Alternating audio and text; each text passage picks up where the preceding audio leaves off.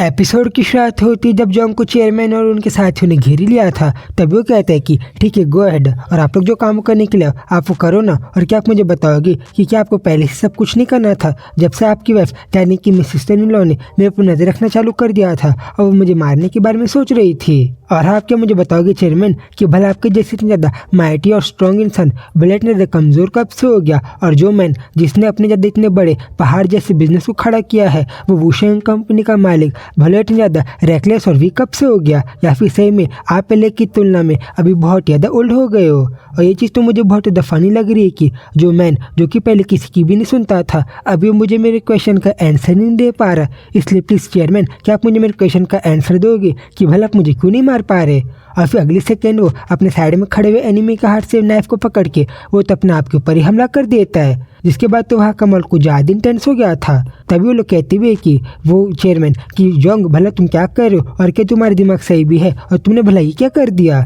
जिसके बाद फिर वो कहता है कि मैं आपसे जो पूछ रहा हूँ क्या आप मुझे मेरे क्वेश्चन का आंसर मेरे एक लाइफ में एक बार नहीं दे सकते कि भला आप अभी ऐसे क्यों बिहेव कर रहे हो? और क्या आप मुझे बस एक बार सच्ची में आंसर नहीं दे सकते? तभी उसकी बॉडीगार्ड भी आके उसे कहते हैं कि सर क्या आप ठीक हो? और प्लीज़ अभी आप ऐसे बिल्कुल बिहेव मत करो। तभी वो कहता है कि तुम लोग तो बिल्कुल चुप ही हो जाओ। और बट तो लोग उसे समझाने का ट्राई करते कि जोंग सर हम लोग को आपके भले के लिए कह रहे, क्योंकि अगर आप अभी जल्दी से इस हालत में हॉस्पिटल ले गए तब तो मुझे भी नहीं पता कि भला आपका आगे क्या होगा। तभी वो कहता है कि चेयरमैन प्लीज़ क्या मैंने कोई बात को गलत कहा क्या? और आप भला मुझे आंसर क्यों नहीं दे पा रहे? तभी वो कहता है कि हाँ जोंग मैं तुम्हारी बात को समझ गया और सही में अभी तो तुम इतनी ज़्यादा फेयरलेस इतनी ज़्यादा बुरी तरीके से बिहेव कर रहे हो कि तुम तो मुझे लीडर नहीं बल्कि रैकलेस लग रहे हो। और सही में तुम तो अपने फादर की तरह कुछ ज़्यादा एरोगेंट दिखा रहे हो। और शायद से यही तो वर्जन है जिन रीज़न के कारण मैं तुम्हें लाइक करता था और मैंने अब तक तुम्हारे बारे में इतना ज़्यादा केयर किया था। और मुझे याद है कि पहले के टाइम में भी जब मैं तुम्हें अपने सामने देखता था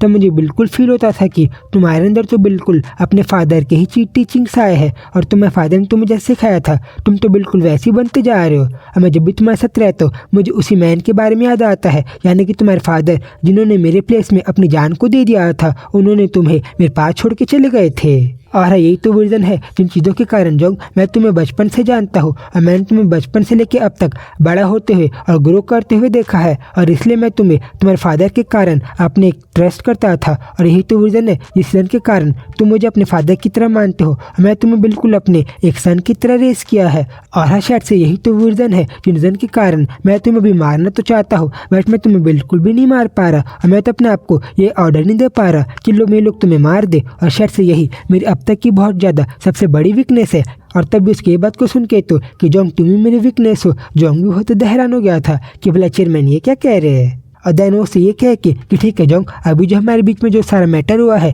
इन सारे मैटर को हम लोग कभी और सुलझा लेंगे और अभी फिलहाल के लिए तुम अपने हेल्थ को संभालो। वो चेयरमैन वहाँ से आगे बढ़ जाते हैं। तभी जोंग उन्हें रोकने का भी ट्राई करता है बट ना तो वो कोई अपने चेयरमैन या फिर अपने कीड़ी बॉडीगार्ड्स की बात मानते हैं बट उन्हें शट अप बोल के वहाँ से आगे बढ़ जाते हैं। देन तभी जोंग के बॉडीगार्ड उसको संभालते हुए उसे कहते हैं कि ठीक है सर अभी आपको अपनी हेल्थ में ध्यान देना पड़ेगा और क्या हम लोग आपको जेल से बाहर लेके चले? वो कहता है कि अरे मैंने तुमसे कहा ना कि मैं बीमार नहीं रहूँ और प्लीज़ अभी तुम मेरी बात को समझो। वो उसे बताते हैं कि सर हम लोग आपकी बात को समझ रहे बट सही में अभी आप तो कुछ ज़्यादा ही हट हो गए हो और हम लोग ने आपको हॉस्पिटल लेके नहीं गए तो अब तो आपकी हालत पहले से भी ज़्यादा ख़राब हो जाएगी। तभी कहते हैं कि हाँ ठीक है बट तुम मुझे पहले जल्दी से मेरा फ़ोन दो क्योंकि मुझे जल्दी से जुमी से बात करके उसकी हाल को जानना है कि भला वो ठीक है कि नहीं। तभी लोग उसे बताते भी कि सर हम लोग आपकी बात को मान लेते बट हम लोगों ने जुमी से बात कर लिया है और जुमी की हेल्थ बिल्कुल सही सलामत है और वो बिल्कुल सेफ है। वो कहता है कि हाँ ठीक है बट तुम एनीवे जुमी को जल्दी से कॉल लगाओ। और फिर जब उसको कॉल लगा ही रहा था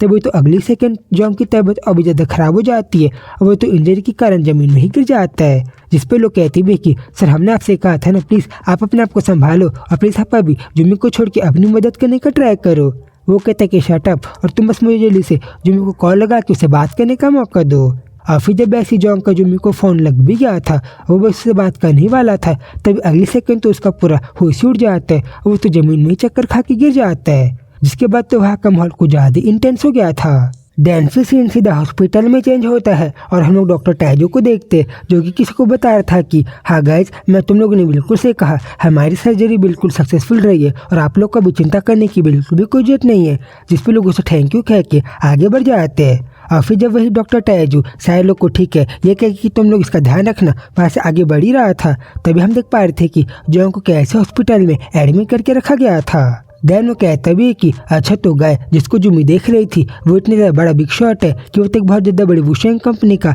मालिक है और उसके भी ज़्यादा इतने साथ इतना बड़ा इंसिडेंट हो गया। और सेम में ये भला वुशेंग कंपनी इतनी का ज़्यादा बड़ी है कि वहाँ पे देखो इतने ज़्यादा बड़े क्राइम्स हो रहे और जॉन्ग की हालत इतनी ज़्यादा ख़राब हो गई। और वेल तो मुझे ये भी पता था कि जुमी के जो डैड है वो भी इसी बिजनेस में, बट हाँ सच्ची में अगर मैं जुमी को देखूँ तो तब तो मुझे ऐसा बिल्कुल भी नहीं लगता कि जुमी के आसपास ऐसा कोई डेंजरस इंसान होगा भी, क्योंकि जुमी तो मुझे बहुत ज़्यादा स्वीट और काइंड लगती है। देन फिर तभी वही दूसरी सेकंड जुमी वहाँ पे हड़बड़ाती हुई आ जाती है और कहती है कि अच्छा कोई डॉक्टर क्या मुझे बताएगा कि भला पेशेंट किधर है और जॉन्ग की हालत ठीक है कि नहीं। देन फिर तभी अगली सेकंड जब टैजू जुमी को देखता है तब उसे कहता है कि अच्छा जुमी तो फिर क्या तुम भी यहाँ पे आई हो और हाँ क्या तुम यहाँ पे जॉन्ग को देखने आई हो। वो बताती है कि हाँ मैं वेल उसी से मिलने आई हूँ और डॉक्टर टैजू अभी मैं थोड़ा सा हड़बड़ी में हूँ इसलिए अभी मैं फिलहाल कर तो आपसे बिल्कुल बात नहीं कर पाऊंगी। वो बताता है कि अरे तुम चिंता मत करो क्योंकि मैं भी उन डॉक्टर में से एक हूँ जिसने जॉन्ग की सर्जरी की है, इसलिए तुम मुझसे जॉन्ग के बारे में सारी डिटेल को ले सकती हो। वो हड़बड़ाते हुए कहती है कि वो अच्छा ऐसा है क्या, तो क्या आप मुझे बताओगे कि भला जॉन्ग की हालत सही है कि नहीं। और हाँ जॉन्ग को उसी प्लेस में लगी है ना जहाँ पे इसको थोड़े दिनों पहले नाइफ लग गया था, तो क्या जॉन्ग बच पाएगा कि नहीं और क्या वो कोई सीरियस कंडीशन में तो नहीं है। तभी जुमी को इतना हड़बड़ाता हुआ देख के तो वो उसे बताता है कि अरे जुमी तुम काम डाउन करो और तुम चिंता मत करो, क्योंकि हाँ ये बात सच है कि जॉन्ग को नाइफ उसी जगह में लगी है जिस जगह में उसको थोड़े टाइम पहले लगी थी। बैठा मैंने उसको डेंजर से निकाल दिया और वो भी आराम से रिकवर कर रहा है और थोड़ी देर में उसको शायद से होश भी आ जाएगा। इसे तब तक लिए तुम फॉर्चुनेटली थोड़ा सा आराम करके रिलैक्स करो और तुम इतना चिंता मत करो। जिस बात को सुन के जुमी को भी शांति मिली थी और वो कहती कि थैंक गॉड कि जॉन्ग भला भी सही सलामत है। देन टैजू से ये कह के कि ठीक है जुमी अभी तुम थोड़ा सा रिलैक्स होके तुम जॉन्ग के पास जा सकती हो और क्योंकि तुम इन सारी चीज़ों को अपनी लाइफ में पहली बार एक्सपीरियंस कर रही हो इसलिए तुम चिंता मत करो और तुम अपने आप को संभाल के एकदम आराम से जॉन्ग के साथ बैठो। और ठीक है तब तक के लिए मैं भी अपने दूसरे पेशेंट को देखने के लिए मैं यहाँ से आगे बढ़ जाता हूँ। देन फिर ऐसी अगली सेकंड में सीधा जॉन्ग के कमरे के अंदर ही एंटर कर जाती है और उसे ठीक अपने सामने जॉन्ग तो अनकॉन्शियस होके अपने सामने उसे लेटा हुआ दिखाई देता है। जिसके बाद जब वहाँ पे आके डॉक्टर जॉन्ग का रेगुलर चेकअप करने के लिए आए थे तब वो कहती है कि हम मुझे याद है जॉन्ग ने तो अपने आप को स्टैप कर लिया और कैसे में जॉन्ग भी मैं तो नहीं चाहता था और क्या सही में जॉन्ग भूल गया कि उसने भला मुझे क्या प्रॉमिस किया था और कैसे मुझे अपने किड को प्रोटेक्ट करते रहेगा और वो जिंदा रह के हमारे साथ रहेगा। या फिर सही में ये तो कितना ज़्यादा बड़ा इडियट है और सही में मैं तो बस ये चाहती थी कि जॉन्ग बिल्कुल सेफ और सही सलामत रहे, बट जॉन्ग तो मेरे लिए इतना भी नहीं कर पाया और उसने तो अपने आप को बहुत ज़्यादा इंजर्ड भी कर लिया। देन तब उसे याद आता है कि कैसे भी थोड़े टाइम पहले उसको जॉन्ग के बॉडीगार्ड ने बताया था कि कैसे जो जॉन्ग के फादर थे वो भी जो इतना जो बहुत बड़ा बिजनेस चल रहा है उसे कंपनी का उसके अंदर काम करते थे, तब उन्होंने कैसे एक बार चेयरमैन की जान को बचाने के लिए अपनी जान को दिया था, जिस वॉर के बाद तो जॉन्ग बहुत ज़्यादा लोनली भी हो गया था। और शायद से यही वर्जन है जिस सीजन के कारण चेयरमैन ने जॉन्ग को अपने सन की तरह पाला और उसको आगे इस तरीके से बड़ा किया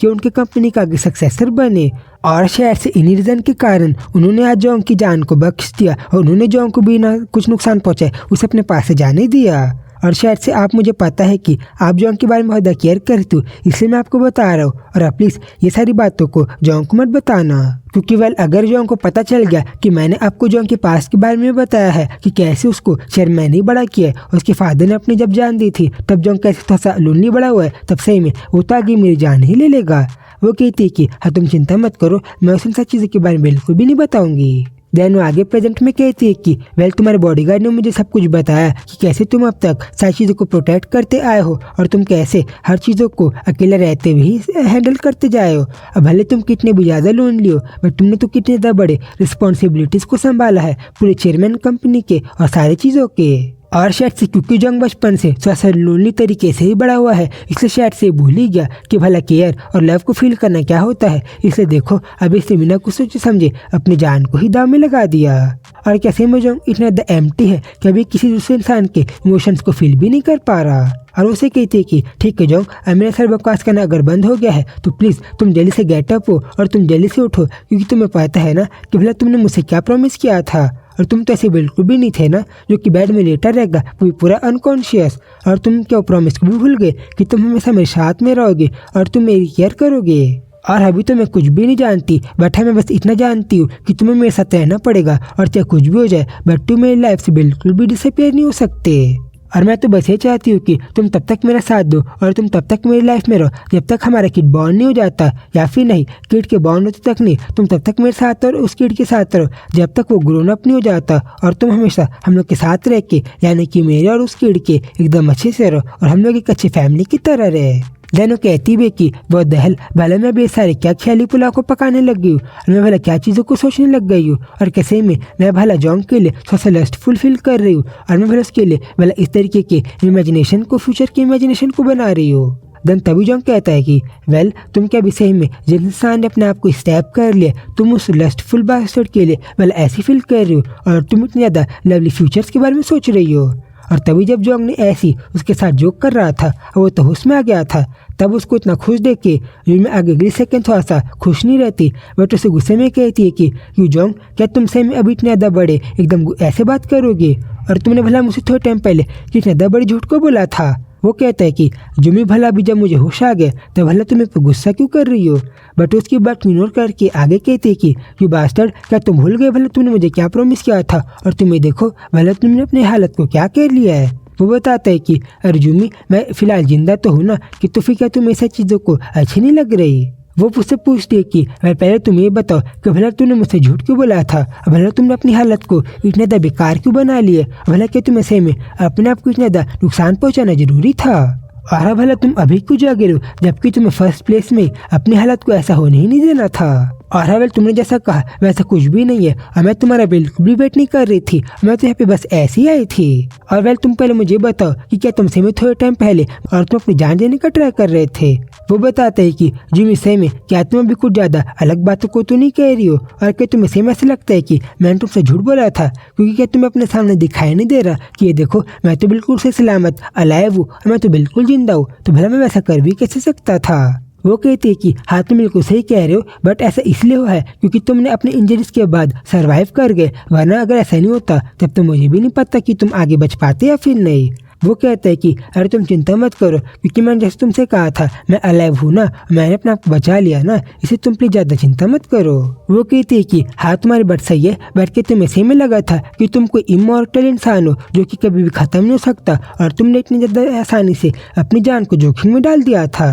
वो कहते हैं कि हाँ मैं ऐसा आगे से नहीं करूँगा, बट ये देखो आखिरी में तो मैंने जो बैट लगाया था अपनी लाइफ के साथ, मैं तो उसको जीत ही गया ना, तो भला तुम्हें क्या चिंता करने की जरूरत है। वो उसे केयरिंग वे में कहते हैं कि बट सही में जंग, तुम्हें तो थोड़े टाइम पहले अपने आप को खुद को स्टेबल को भी करना नहीं चाहिए था, और सही में अगर तुमसे थोड़ी सी भी गलती हो जाती तब तो मुझे भी नहीं पता कि भला तुम्हारा हाल क्या होता। वो बताता है कि वेल जूमी, मैंने तुमसे जैसा कहा था मैंने वैसा कर दिया ना, और देखो मैंने अपने आप को बचा लिया ना, इसलिए प्लीज अभी तुम थोड़ा काम डाउन हो जाओ। वो कहती कि हाँ ये तो तुम्हारा कितना बड़ा ग्रेट अचीवमेंट है कि तुमने अपने आप को स्टैप करके अपनी जान बचा लिया, वाओ। देन फिर जब वो लोगों की नोक झोंक ऐसी चल रही थी तभी अगली सेकंड तो नहीं पता जोंग बट जिमी के क्लोज आ जाता है, तभी तो भी हैरान थी कि वट भला जोंग इतना ज़्यादा मेरे क्लोज क्यों आ गया। और फिर जिसके पहले उसको कुछ समझ में आए और वो उससे आगे जोंग से ससर फाइट करे, जोंग तो उसके थोड़े से कपड़ों को ही पकड़ लेता है, जिसपे तो पहले से भी वो ज़्यादा ब्लश करने लगी थी। देन फिर जिसके पहले कि जिमी को समझ पाए, जोंग तो जिमी को अपने पास ही खींच लेता है